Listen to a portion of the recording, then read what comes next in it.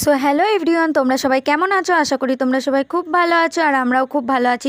নতুন একটা ভিডিওতে তোমাদের সবাইকে ওয়েলকাম। তো দেখো, আজকে সকালবেলা আমি ঘুম থেকে উঠে আগে ফ্রেশ হয়ে নিয়েছি, তারপরে আমি ভিডিওটা চালু করেছি। তোমাদের দাদাভাই বেরিয়ে যাওয়ার পরে আমি ভিডিওটা চালু করেছি, কারণ তোমাদের দাদাভাই থাকলে আমি ভিডিও চালু করলে একটু বকাবকি করে, কারণ ও একটু ক্যামেরার সামনে আসতে পছন্দ করে না। তাই ও বেরিয়ে যাওয়ার পরে আমি ভিডিওটা চালু করলাম। তো অনেক দিন ধরেই দেখো ভিডিও করা হয় না, তাই জন্য ভাবলাম আজকে একটা ভিডিও বানাই। তো দেখো, সকাল থেকেই মেঘলা আকাশ, মানে সারাদিন ধরেই বৃষ্টি। এই দুদিন ধরে খুব বৃষ্টি হচ্ছে, তাই দেখো চারিদিকে জল। দিকে দেখো নতুন কাজ হচ্ছে ঘরের, ওইটা হচ্ছে আমাদের ঘরে কাজ হচ্ছে। তো তারপরে দেখো আমি এখানে চলে এসেছি বাসি বিছানাটা তুলতে। তো তোমাদের তো বললাম যে আমার হাজব্যান্ড বেরিয়ে যাওয়ার পর তারপরে আমি বিছানাপত্র সব কাজকর্ম করছিলাম। তো এই কয়দিন ধরে এত বৃষ্টি হচ্ছে যে যার কারণে দেখো সমস্ত জামা কাপড় পুরো ভেজা। তো দেখো তোমরা দেখতেই পাচ্ছ যে খাটের স্ট্যান্ডের মধ্যে আমি জামা কাপড়গুলো মেলে দিয়েছি। কি করব বলো, তাও ফ্যানের হাওয়ায় জামা কাপড়গুলো শুকাবে।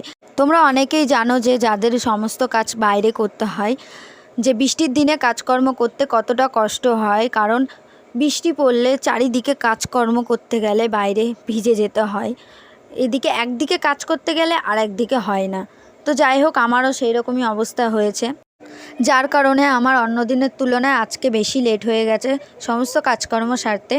তারপরে যদি একটা ব্লগ ভিডিও বানানো হয় তাহলে তোমরা বুঝতেই পারছো একা হাতে সমস্ত কিছু করতে কতটা লেট হয়ে যায়। তো যাই হোক, তারপরে আমি এখানে রান্নায় চলে এসেছি। ওখানে ভাত হয়ে গেছে আমার। তারপরে এখানে দেখো ইলিশ মাছের ঝোল। বৃষ্টির দিনে ইলিশ মাছ খেতে কার কার ভালো লাগে তোমরা সবাই কমেন্ট করে জানিও। আর তোমরা বন্ধুরা কেমন আছো বৃষ্টির দিনে সবাই, সেটাও আমাদেরকে জানিও। তারপরে দেখো এখানে ভেন্ডি আলু ভাজা করব। তারপরে দেখো ওখানে আমার মাছটা রান্না হয়ে গেছে। এখানে দেখো কড়াইতে আমি তেল দিলাম, তেলটা গরম হয়ে গেলেই আমি এখানে ভেন্ডিটা ভাজা করে নিলাম। তারপরে ভাজা হয়ে গেলে তারপরে আমি এখানে ভালো করে গ্যাসটাকে ক্লিন করে নিচ্ছিলাম। প্রতিদিনই আমি রান্নার পর গ্যাসটাকে ক্লিন করে নিই, তাহলে পরিষ্কার থাকে, আর পরিষ্কার পরিচ্ছন্নতাই সবথেকে বড়। তো তোমরা তো জানো বন্ধুরা যে আমি সেরকম একটা ভিডিও দিই না, তবুও তোমরা আমাকে সাপোর্ট করো যে আমি এতদিন পর ভিডিও পোস্ট করলাম। তো যাই হোক, তোমরা দেখো আমার ভিডিওগুলো ভালো লাগলে। তো তারপরে দেখো আমি এখানে ঘরটাকে ভালো করে মুছে নিচ্ছিলাম, কারণ আমাদের ঘরটা অনেকটাই ছোট, মানে সেরকম একটা জায়গা নেই। এবার তোমাদের মধ্যে অনেকে এটা ভাবতে পারে যে এখন কেউ হাতে ঘর মোছে না, মানে হাত দিয়ে আর কি, সবাই ঘর মোছা দিয়ে মোছে। তো তাদের উদ্দেশ্যে কথাটা আমি বললাম। তো যাই হোক, এখানে আমি ঘরটা মুছে ফেললাম। এখানে অনেকটা তাড়াতাড়ি ঘর মোছা হয়ে যাচ্ছে, কিন্তু না, আমি অনেকটা রানিং করে দিয়েছিলাম ভিডিওতে, যাতে ব্লগটা বেশি বড় না হয়, নাহলে অনেক বড় হয়ে যাবে ব্লগটা। সেই কারণে রানিং করে দিয়েছিলাম ব্লগটা।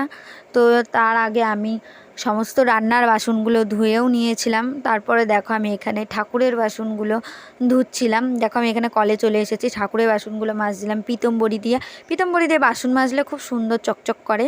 তো যাই হোক, তো দেখো তারপরে আমি এইগুলো সমস্ত বাসন ওইটা দিয়ে পরিষ্কার করে তারপরে আমি এমনি সাবান দিয়ে পরিষ্কার করছিলাম। তো দেখো মাথায় আমি একটা প্লাস্টিক দিয়েছিলাম, কারণ বাইরে বৃষ্টি পড়ছিল।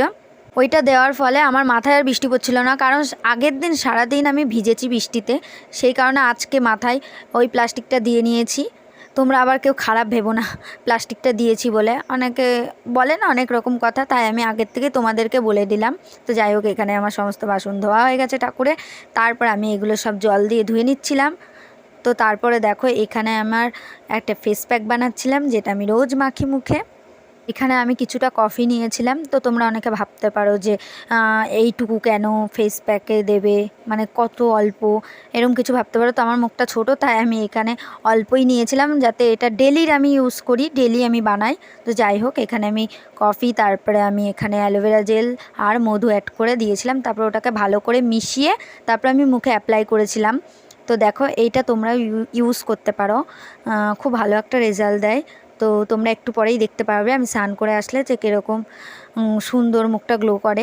তো যাই হোক, এখানে আমার মাখা কমপ্লিট হয়ে গেছে। তারপরে আমি 10 থেকে 15 মিনিট রেখে দিয়েছি। তারপরে এখানে আমি স্নান করে চলে এসেছি। তো দেখো আমার মুখটা কত সুন্দর চকচক করছে। তারপরে দেখো এবার আমি পুজো দিতে যাব। তারপরে দেখো তোমরা যে আমি কিভাবে পুজো দিই। তো দেখো এই ভিডিওটা আমাকে আমার দেওর করে দিচ্ছিল, ছোট্ট দেওর। তো যাই হোক, আমি বলছিলাম তুই একটু ভিডিওটা ধরে দে, তো আমি তো পারবো না, সমস্ত কিছু বন্ধুদের সাথে আমি শেয়ার করছি, তাই তুই একটু ধরে দে। তা ও ধরে দিয়েছিল, বলছে বৌদি তুমি টেনশান করো না, আমি তোমার ভিডিওটা সুন্দর করে ধরে দিচ্ছি। আমি বলছি ঠিক আছে। তারপরে এখানে আমি এক মনে সুন্দর করে পুজো করছিলাম। তারপর আমি আর কোনো ভিডিও করিনি। দুপুরবেলা তোমাদের দাদাভাই চলে এসেছিলো বাড়ি, খাওয়া দাওয়া করে আমরা ঘুমিয়েছিলাম একটু। Let's go. পর বিকেলবেলা তোমাদের দাদাভাই বললো একটু চলো ঘুরে আসি, তো দেখি বৃষ্টি পড়ছে হালকা হালকা। তারপরে আমরা দুজন মিলে বেরিয়ে পড়েছি বৃষ্টির মধ্যেই, হালকা বৃষ্টি।